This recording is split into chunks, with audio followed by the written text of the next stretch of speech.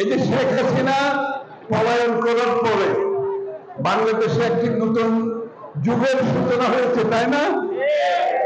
আমরা একটা আগামীর বাংলাদেশের স্বপ্ন দেখছি না? এই আগামীর বাংলাদেশের রাজনীতি হবে কিন্তু ভিন্ন।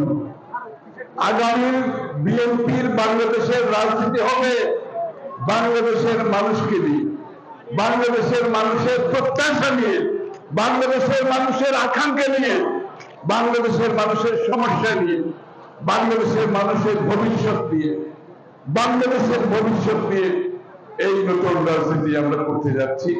বিগত দিনে বিএনপি সব সময় আপনাদের পাশে ছিল। আজকের প্রেক্ষাপটে যে আমাদের নতুন প্রজন্মের যে প্রত্যাশা, সেটাও আমাদেরকে মাথায় রাখতে হবে।